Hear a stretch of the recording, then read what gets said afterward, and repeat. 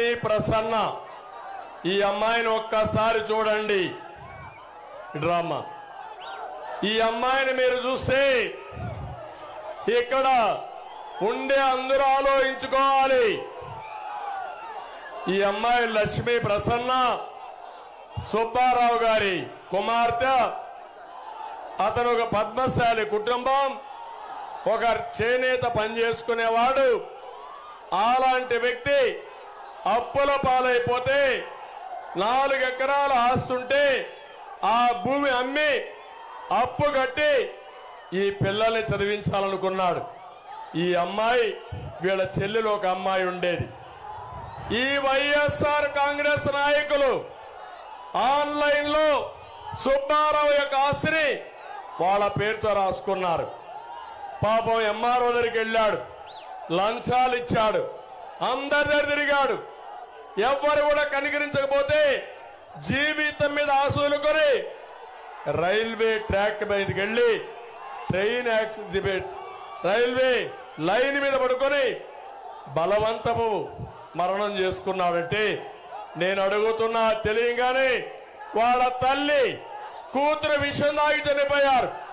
ఒకే కుటుంబంలో 3 మెంబర్స్ చనిపోయారు. ఈ లక్ష్మీ ప్రసన్న హైదరాబాద్ లో ఉంది కాబట్టి బతికిపోయింది. నాకు తెలిసిన వెంటనే 5 లక్షల రూపాయలు ఆ అమ్మాయికి ఆర్థిక సహాయం చేశాం.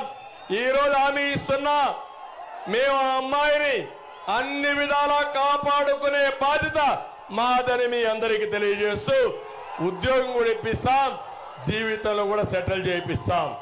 నేను ఒక్క విషయం అడుగుతున్నా. పవన్ కళ్యాణ్ గారు గట్టిగా అరిశారు, గట్టిగా చెప్పారు.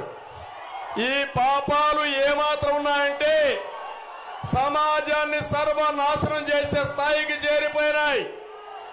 తమిళలో రేపు గాని పొరపాటును ఎవరైనా వైఎస్ఆర్ కాంగ్రెస్ పార్టీకి ఓటేస్తే మనమందరం ఏమవుతాం మీరే ఆలోచించుకోవాల్సిన అవసరం ఉంది.